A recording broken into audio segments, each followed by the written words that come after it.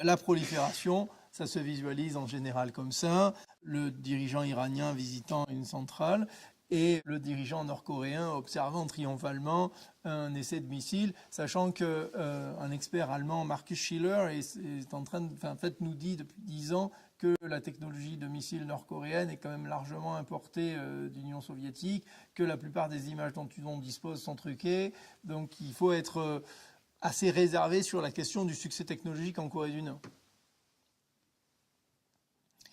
Le fait est que depuis au moins les années 2000, la question nucléaire militaire apparaît dans la presse comme une affaire américano-russe et comme deux problèmes spécifiques et durables que vous avez ici, l'Iran et la Corée du Nord. Et ce sont deux problèmes de prolifération. Ce cadrage n'est pas sans conséquence, parce que précisément, mon équipe et moi avons conduit le premier sondage d'opinion pour juste avoir une idée du niveau de connaissance de la structuration du monde nucléaire. Et nous avons trouvé des choses très très surprenantes du type plus de 40% des Français interrogés représentatifs de 18 à 50 ans pensent que l'Iran dispose déjà d'un système d'armes nucléaires. Entre 30 et 40% des personnes que nous avons interrogées pensent qu'Israël ne dispose pas d'un système d'armes nucléaires. À peine plus de 20% citent l'Inde et le Pakistan comme des États effectivement dotés. Donc vous voyez bien que cette répétition du paradigme de la prolifération structure des idées d'un monde nucléaire qui sont assez considérablement déformées.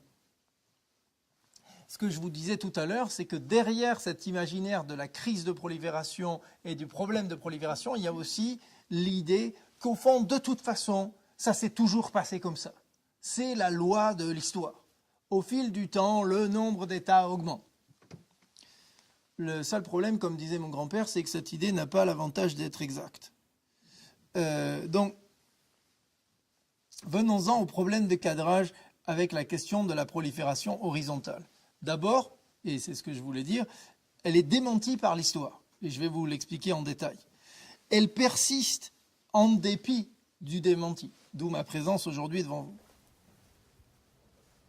La raison pour laquelle cette persistance est un problème au-delà de son inexactitude, c'est qu'elle a des effets politiques sur les solutions qu'on se permet d'envisager, mais aussi sur les effets des politiques menées au nom de cette lutte contre la prolifération.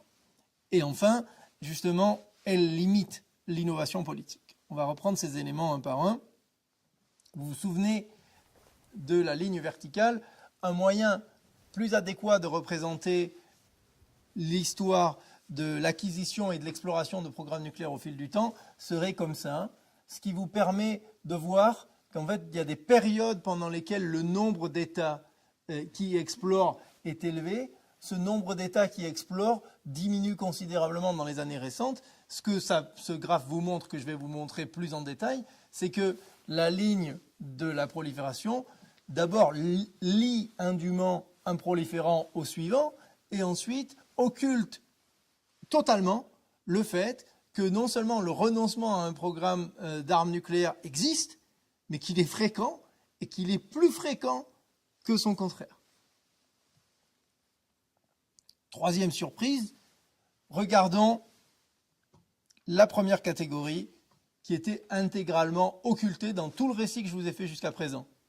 C'est-à-dire que le récit de la prolifération est un récit du désir nucléaire par défaut qui occulte le fait que plus de 150 États n'ont jamais touché à cette technologie et ne s'y sont jamais intéressés. Le récit de la prolifération ne regarde que ceux qui ont essayé. Donc déjà, les 153 premiers derrière moi, ils passent inaperçus.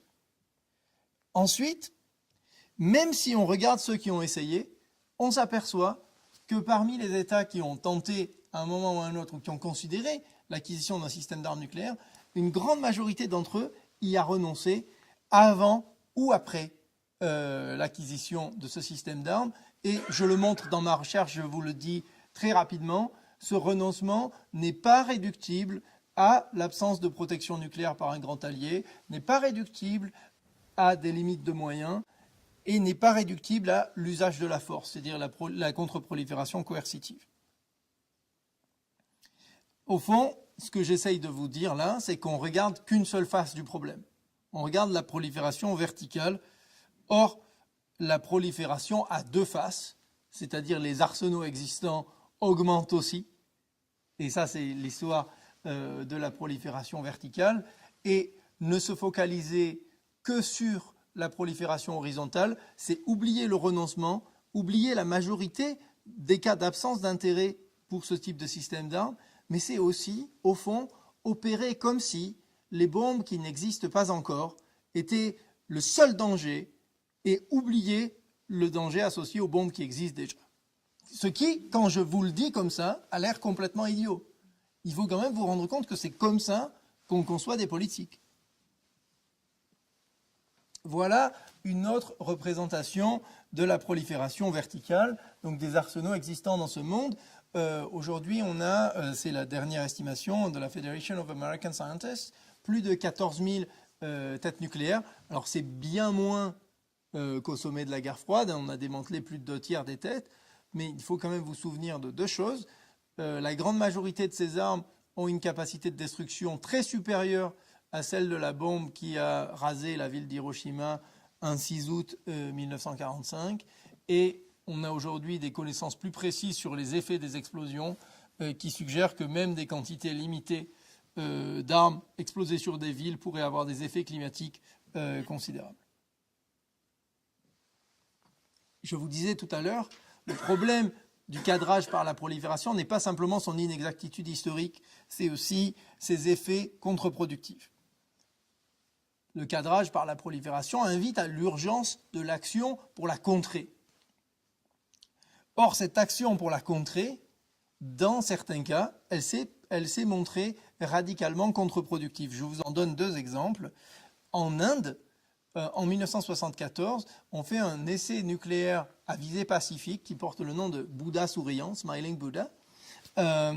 Et suite à cet essai nucléaire, qui a surpris en fait, on a créé un cartel pour contrôler les exportations et en fait on a traité l'Inde comme un suspect et comme un État qui doit être justement contrôlé et dont on doit contrôler l'accès aux matières qui lui permettraient de développer une arme. Arme qui sera développée 24 ans plus tard avec les essais de 1998. Le point, c'est précisément, comme le montrent mes collègues, que le lobby pro-bombe à l'intérieur du gouvernement indien a été considérablement renforcé par les mesures de contre-prolifération. Parce que, en fait, les mesures de contre-prolifération lui ont donné l'argument de rêve qui est de dire, mais regardez, on a tous les problèmes d'un État doté de l'arme nucléaire, c'est-à-dire on a la possibilité de la sanction, la suspicion et tout ça, mais on n'a aucun des bénéfices. Donc, puisqu'on a de toute façon déjà les problèmes, autant récupérer le bénéfice. Ce qui est l'argument qui, politiquement, va triompher en Inde. Donc, un cas d'une action de contre-prolifération qui, en fait, produit l'inverse de l'effet souhaité. Un autre exemple qui vous montre que la contre-prolifération par la force, qui a l'air séduisante et efficace, ne l'est pas toujours et parfois est radicalement contre-productive, c'est le bombardement du réacteur irakien aux Irak par l'armée de l'air israélienne le 7 juin 1981. L'armée de l'air israélienne se disait Saddam Hussein est en train de développer un programme nucléaire à visée militaire, ils avaient raison. On va utiliser la force pour justement mettre un terme à cet effort. Le seul problème, c'est que le bombardement a produit un investissement budgétaire renouvelé et démultiplié de la part de Saddam Hussein, un changement de la filière qui l'a rendu plus difficile à détecter et, plus intéressant, quand on sait les pratiques de Saddam Hussein vis-à-vis des dissidents, le fait qu'il ait relâché de prison un scientifique qui était à la tête du programme nucléaire, le Dr Jafar, et qu'il ait remis à la tête du programme en disant, voilà, maintenant, vous êtes à la tête de la première priorité stratégique du pays. C'est pour ça qu'en 1991, après la première guerre du Golfe, l'Agence internationale de l'énergie atomique s'est surprise à trouver un programme nucléaire très avancé en Irak. Au-delà de ça, la métaphore de la prolifération a d'autres effets politiques. Tout simplement, si l'histoire nucléaire est l'histoire de la prolifération, l'idée de désarmement est simplement hors de propos puisqu'elle aboutirait à remonter dans le temps.